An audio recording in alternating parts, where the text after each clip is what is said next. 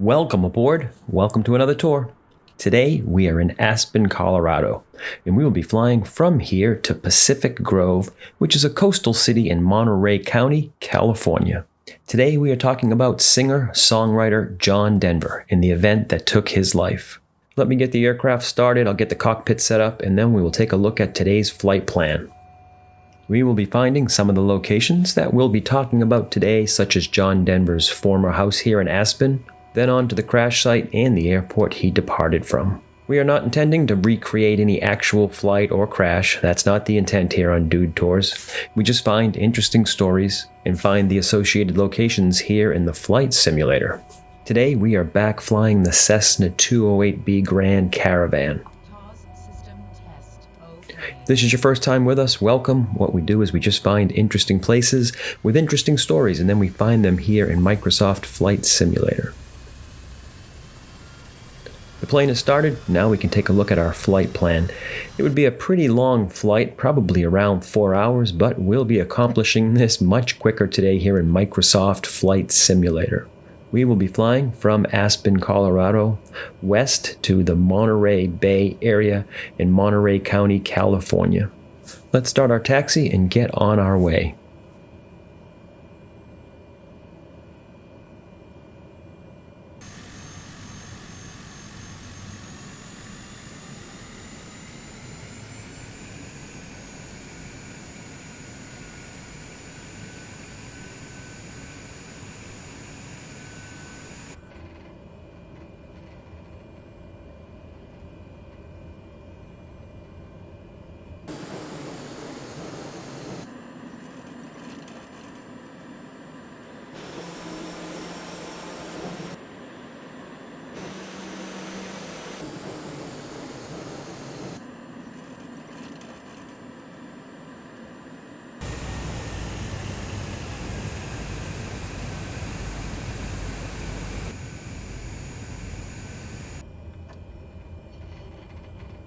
We are at the hold short line. Now let's just take a look around the airport. We will send up the drone. We are currently at the Aspen-Pitkin County Airport, which has the airport code KASE and is also known as Sardie Field. It's a county-owned public-use airport located here about 4 miles or 6 kilometers northwest of downtown Aspen. It covers an area of 573 acres and is at an elevation of 7,820 feet or 2,384 meters above sea level. It has one asphalt runway, which measures 8,006 by 100 feet or 2,440 by 30 meters. Well, we are ready for departure. Let's fly.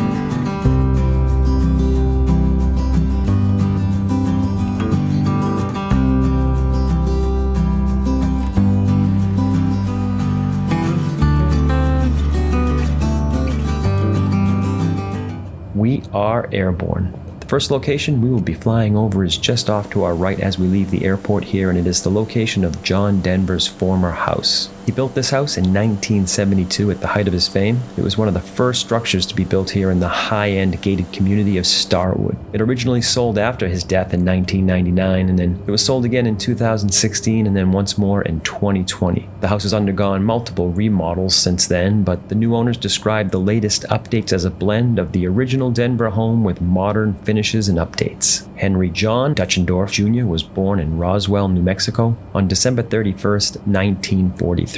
His father, Henry Dutchendorf, was in the U.S. Army Air Corps, later becoming the U.S. Air Force, and was stationed at Roswell Army Airfield at the time. Dutch became an Air Force pilot, eventually flying the B-58 Hustler, faster than the speed of sound. On January 12, 1961, he and his crew set 6 world speed records. He was a gifted natural pilot that spent most of World War II as a flight instructor on B-17s and B-29s. He served from 1943 to 1966 when he retired as a lieutenant colonel. John was the first child of Dutch and his wife Irma. His mother was Irma Louise Swope, who had married Dutch in 1942. John had to frequently move from state to state, as with most military families, even moving to Japan at one point. "I had kind of a lonely childhood," John recalled in his autobiography. "We never stayed any place long enough to make friends." In 1957, when he was about 12 years old, during the summer when he would visit his grandmother in Oklahoma, she gave him his very first guitar, a 1910 Gibson, and she taught him a bit about music. John began to play with local bands at parties and school functions, and he found that playing the guitar also helped him make friends. While the family was stationed at Davis-Monthan Air Force Base in Tucson, Arizona, John was a member of the Tucson, Arizona Boys Chorus. From Tucson, his father was then transferred to Maxwell Air Force Base in Montgomery, Alabama. The family later moved to Carswell Air Force Base in Fort Worth, Texas, where John graduated from Arlington Heights High School. Although John did enjoy his time in Texas, in his third year of high school, he drove his father's car to California to visit friends, and he hoped to begin his music career. His father flew to California in a friend's jet to retrieve him, and John reluctantly returned home to complete high school. After high school in Fort Worth, John attended Texas Tech University to study architecture. Helping to pay his expenses, he played in a rhythm and blues band, but soon found that the music was consuming too much of his time and would eventually drop out of college, and in 1963 he struck out on his own, moving to Los Angeles to be in the heart of the burgeoning music scene. There are countering stories on how John Dutchendorf became John Denver. Popular accounts, including John's official bio, say he took the name from the city of Denver. But Randy Sparks, an American musician, singer-songwriter, and founder of the New Christy Minstrels, explains his version of how John Dutchendorf famously changed his name to Denver. During Randy's days with the group New Christy Minstrels, he says he ran a West Hollywood club. When the young Johnny Dutchendorf played there, Sparks didn't think he sang or played very well, but people adored him. He was naive, but he was a raw talent. Randy says he let John stay in his garage apartment rent-free for a year. He also arranged for him to record his music. He and John were up in his office when Randy proposed changing his name. "I can put Johnny Dutchendorf on the marquee," I told him, "but the letters will be only 3 inches tall. It just wouldn't fit." Randy said there was sheet music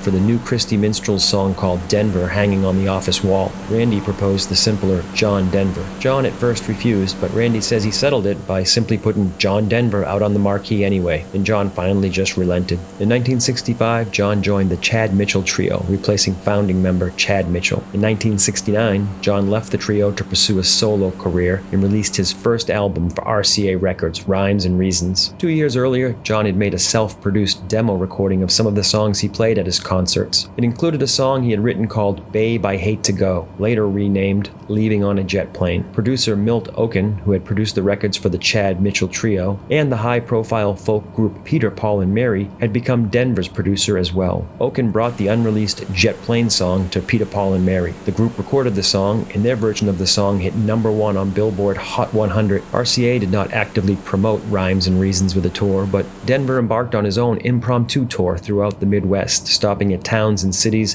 and offering to play free concerts at local venues. He would distribute his own posters and show up at local radio stations with his guitar in hand, offering himself for an interview. With his limited exposure as the writer of Leaving on a Jet Plane, he was often successful in gathering some promotional airtime, usually featuring 1 or 2 songs performed live. John recorded 2 more albums in 1970, Take Me to Tomorrow and Whose Garden Was This, including a mix of songs he had written and some song covers. John's next album, Poems, Prayers, and Promises, in 1971, was a breakthrough for him in the United States, thanks in part to the single Take Me Home, Country Roads, which went to #2 on the Billboard charts. Its success was due in part to the efforts of his new manager, future Hollywood producer Jerry Weintraub, who signed Denver in 1970. He began a radio airplay campaign that started in Denver, Colorado. John Denver's career took off after that, and he had a series of hits over the next 4 years. In 1972, he scored his first top 10 album with Rocky Mountain High, with its title track reaching the top 10 in 1973. In 1974 and 1975, John experienced an impressive chart dominance with a string of 4 #1 songs: Sunshine on My Shoulders, Annie's Song, Thank God I'm a Country Boy, and I'm Sorry. You fill up my senses like a night. And 3 #1 albums, John Denver's greatest hits, Back Home Again and Wind Song. During the 1970s, John's now famous on-stage appearance began to take shape with long blonde hair and wire-rimmed granny glasses. Jerry, his manager, insisted on a significant number of television appearances. In December 1976, Jerry told Newsweek magazine, "I knew that the critics would never go for John. I had to get him to the people." After appearing as a guest on many television shows, John hosted his own variety and music specials. His seasonal special, Rocky Mountain Christmas, was watched by more than 60 million people and was the highest-rated show for the ABC network at that time. John was also a guest star on The Muppet Show that began a lifelong friendship between him and Jim Henson that spawned 2 television specials with the Muppets, A Christmas Together and Rocky Mountain Holiday. He also tried his hand at acting, appearing in the Colorado Cattle Caper episode of McCloud, the television series, in 1974. He starred in the 1977 film Oh God with George Burns. John hosted the Grammy Awards 5 times in the 70s and 80s and guest hosted The Tonight Show on multiple occasions. In 1975, he was awarded the Country Music Association's Entertainer of the Year award, which drew some criticism from some big names in country, saying he was not a true country music artist. Even during the height of his success, critics would continue to disparage him, calling his lyrics cliché and his music bland. John once said to Rolling Stone, "All right, I'm not Bob Dylan. I don't write songs like that. But I think 25 years from now, people will be singing my songs even if they don't remember who wrote them."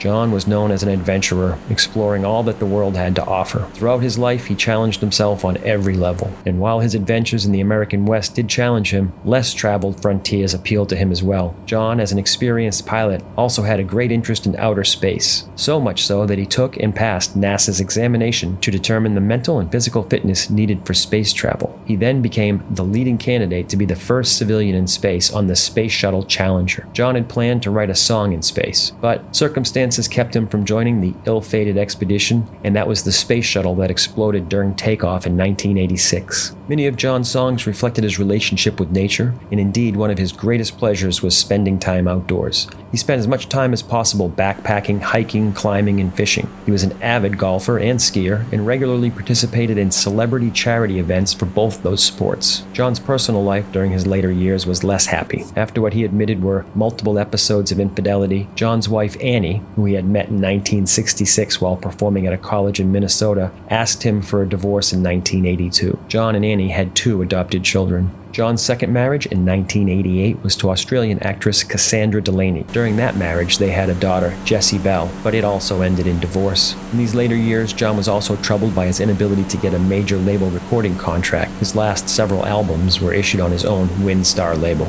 Twice in the early 1990s, John was also arrested on charges of drunk driving. John's father, Dutch, had taught him to fly airplanes back in the 1970s. Dutch had originally wanted John to follow him in his footsteps into a military career rather than music. John would earn his civilian private pilot's license with ratings for single and multi-engine planes, single-engine seaplanes, and gliders. He also held an instrument flight rating. In 1980, John and his father Dutch, by then a lieutenant colonel, co-hosted an award-winning television special, The Higher We Fly, The History of Flight. With royalties from his hit album Back Home Again, John had bought a Learjet, which his father flew, and then eventually he piloted himself to concerts. Over the years, he collected vintage biplanes, 2 Cessna 210s, and even a Kristen Eagle aerobatic plane. John was looking for a new thrill, and he found it in the Long EZ. The Rutan Model 61 Long EZ is a popular home-built aircraft. The Long EZ is a tandem 2-seater. Again, it's a home-built aircraft designed by Rutan Aircraft Factory. Burt Rutan is an American aerospace engineer and entrepreneur. The Long EZ has a canard layout. A canard layout is a wing configuration in which there's a small forewing placed forward of the main wing.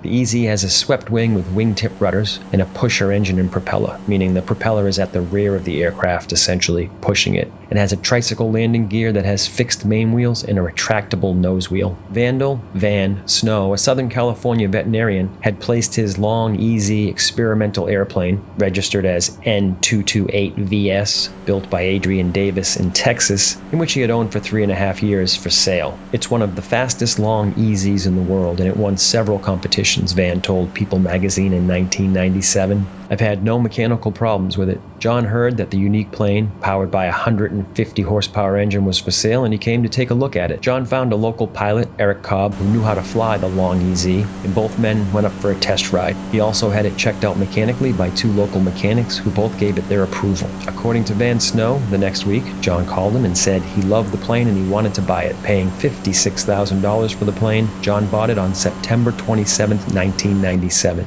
He then had Eric Cobb fly it from Santa Ynez to Santa Maria Airport to have it painted by Artcraft Painting and Interior. There, Teresa Venegas, the owner of Artcraft, was paid $6,000 to have the plane painted white with 4 trim colors: dark red, orange, light blue, and medium blue. John also directed the registration number of the plane to be changed to N555JD. We have arrived at the West Coast in the area of the Monterey Peninsula. Teresa said John was very excited about the paint job when he came back to Santa Maria around noon on Saturday, October 11th to pick up his plane. She said John invited her and 4 of her employees to lunch at the airport restaurant, and after lunch, before he got in the plane to fly it up to Monterey, she said he hugged me. He was just laughing and smiling the whole time he was there. John was flying it with an experienced pilot and flew for quite a few hours and executed quite a few landings, said Van Snow.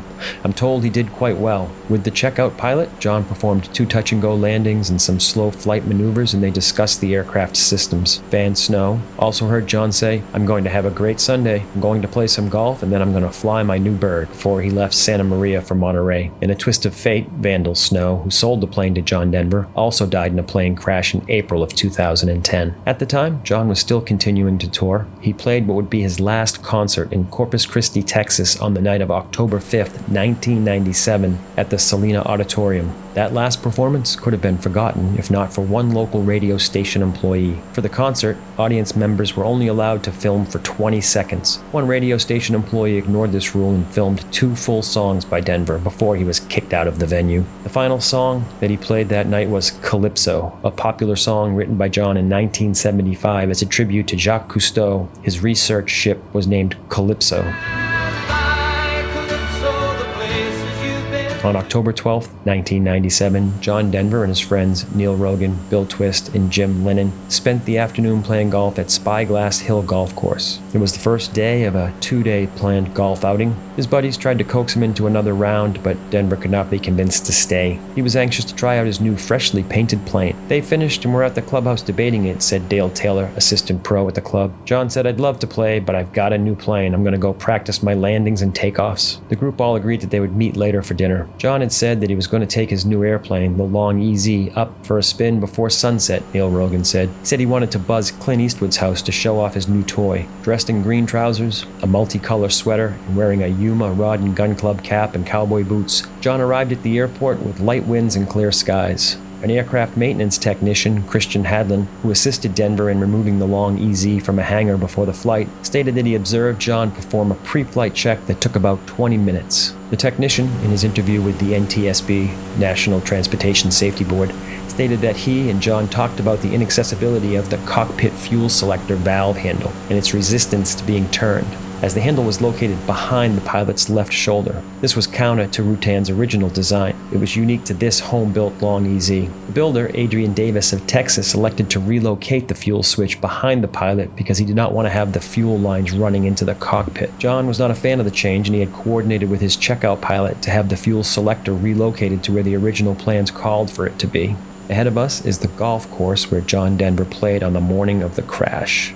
This is the Spyglass Hill Golf Course, and it's a golf course here on the Monterey Peninsula here in California. The course is part of the Pebble Beach Company. The Pebble Beach Company is headquartered in Pebble Beach, California, and it owns and operates many world-famous Pebble Beach resorts. Nevertheless, John and the technician attempted to extend the reach of the handle using a pair of vice-gripped pliers, but this did not solve the problem, as John still could not reach the handle. Thinking on his feet, John said he would just use the autopilot in flight if necessary to hold the airplane level while he turned the fuel selector valve. The technician also provided him a shop inspection mirror so that John could see over his shoulder at the fuel sight gauges. According to the technician, John declined an offer of fuel service, stating that he'd only be flying for about an hour. He said John then got into the airplane. Shortly after 5 p.m., John contacted Monterey's ground control and obtained a taxi for takeoff clearance. 7 minutes later, after he taxied, he contacted Monterey Tower and reported that he was ready for takeoff on runway 28 and requested to stay in the traffic pattern for some touch-and-go landings. He was cleared for takeoff at 5:12 p.m. and performed 3 touch-and-go practice landings. When at 5:27 p.m., he asked to depart the traffic pattern of Monterey Peninsula Airport for about an hour. Cleared to leave, the tower asked John to reset his transponder identification code to 0367. His first ID signal wasn't picked up, so he power cycled it and tried again. "Do you have it now?" he said, and those would be John Denver's final recorded words. The plane was flying about 500 feet in the air when it just sort of dropped unexpectedly into the ocean, according to the Pacific Grove Police Lieutenant Carl Miller. As we reached the shore here to the north, we will be passing over the crash site. The coastal area here where he crashed is informally known as John Denver Beach, and it hosts an annual pilgrimage of John Denver fans that come on the anniversary of his death. On September 24, 2007, the California Friends of John Denver and the WinStar Foundation unveiled a bronze plaque near the spot where his plane went down, here near Pacific Grove. 20 witnesses to the accident were later interviewed. Some of the witnesses observed the airplane descend into the ocean near Point Pinos, approximately 150 yards offshore, where the water is about 30 feet deep. 12 of the witnesses saw the airplane in a steep nose-down descent, and 6 of them actually saw the airplane hit the water. 8 of the witnesses said they heard a pop or a backfire, along with a reduction in engine noise just before the airplane descended into the water. Less than 5 minutes after the crash, Pacific Grove Fire Department Assistant Chief Andrew Miller arrived at the scene. He said there was debris scattered everywhere on the water, and with strong westerly currents, the debris and Denver's body drifted towards the beach. 20 minutes after the impact, a lifeguard recovered the remains, which had suffered such extreme trauma that Coast Guard Petty Officer Steve Aitken stated, "We cannot make an ID from the body to confirm who was the pilot." Later that evening, John's friends who he had golfed with that day all met for dinner, but John had never showed up. John's friend, Neil Rogan, said later, "I remember that on our way back to the car after dinner that night, something rather strange happened. As we were walking across Ocean Avenue, we noticed a golf ball sitting in the very middle of the street. Bill, who was one of John's closest friends, picked it up. It was a brand new Titleist 100, the kind of ball that John always used. We thought it was strange and wondered where did it come from, but then didn't think much more about it." He said, "We found out the tragic news when we were watching the news later that night, and to this day, I still don't know if that golf ball meant anything." According to Sheriff Norman Hicks, the Monterey County Coroner's Office ultimately required fingerprint records obtained from the state of Colorado to positively identify John Denver's remains. John's funeral was held on Friday, October 17th at the Faith Presbyterian Church in Aspen. Nearly 2,000 people and John Denver's horse Tonto attended the memorial service, which was officiated by Pastor Les Felkin. Highlighting the service was a flyover of 6 airplanes rocking their wings in tribute. That is a bit about John Denver and the tragic crash that took his life. John's prediction, where he said, 25 years from now, people will be singing my songs, even if they don't remember who wrote them, was true indeed. And I venture to say that that may hold true for many, many more years. Now let's make our way to our final destination, which is the Monterey Regional Airport where John departed that day. On October 22nd, NTSB spokesman Matt Furman revealed that the engine of the plane was still operating when it crashed. It was also stated that the fuel was low, but probably not dangerously so. The level was not able to be determined because the fuel tank ruptured on impact. John Denver, at the time of the crash, lacked a valid aviation medical certificate, a requirement for his pilot's license to be valid. The Federal Aviation Administration had disqualified him for the certificate in March of 1997, after learning that he had violated a previous FAA order to abstain from drinking alcohol. He had received the warning in 1995 after being arrested for drunk driving. On October 28th, Monterey County Sheriff Norm Hicks said the toxicology tests carried out by his office found no traces of alcohol, controlled substances, prescription drugs, or anything else in John's bloodstream, and revealed that John Denver had died of multiple blunt force trauma. On January 27, 1999, the NTSB concluded the probable cause of the fatal accident was the pilot's diversion of attention from the operation of the airplane and his inadvertent application of right rudder, which resulted in the loss of airplane control while attempting to manipulate the fuel selector handle. Investigators said that his flight activity that day would have used 12 to 17 gallons of fuel. The last known quantity in the aircraft was 15 gallons before the flight. If one of the two fuel tanks had gone dry and the engine had started to sputter, John would have had trouble switching to the other tank. The NTSB also determined that the pilot's inadequate pre-flight planning and preparation, specifically his failure to refuel the airplane, contributed to the crash. The report said that the builder's decision to locate the unmarked fuel selector handle in a hard-to-access position, unmarked fuel quantity sight gauges, inadequate transition training by the pilot, and his lack of experience in this type of airplane were all factors in the accident. The price of today's tour is pretty reasonable. If you could just reach down and hit that subscribe button, it really helps the channel and I do appreciate it. U.S. aviation crash investigators are in Monterey County, California tonight, trying to determine the cause of an accident that killed John Denver. The country rock singer died after the experimental plane he was piloting crashed into the Pacific just after takeoff. That voice of singer-songwriter John Denver was silenced yesterday when the experimental plane he was flying alone crashed off the coast of California's Monterey Bay.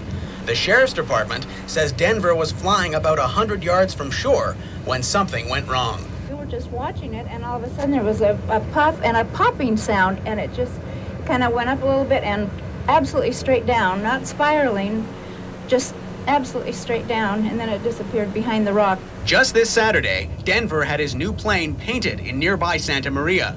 These pictures were snapped by an employee of the paint shop. Federal crash experts are sifting through the wreckage of the aircraft that shattered on hitting the water from 500 feet. Safety record for the aircraft? Yeah. Very good. Very good. The National Transportation Safety Board is hoping it will be able to piece together enough of the aircraft to get into a thorough investigation by Tuesday. I'll ride with the horses, I'll swim through the sea, I'll climb to the mountain tops, won't you come follow me? I'll take time to notice all that I see, and after I've come so far, you know where I'll be. I'll fly away, fly away, fly away, fly away home. I'll fly away, fly away, fly away, fly away home. Welcome to the Monterey Regional Airport, which has the airport code KMRY. It's located 3 miles or 5 kilometers southeast of Monterey in Monterey County, California. It was created in 1936 and was known as the Monterey Peninsula Airport until the board of directors renamed it on September 14, 2011. The airport covers 496 acres and has 2 runways. Now let's find a place to park the aircraft. We'll shut it down and we'll take a look around the airport.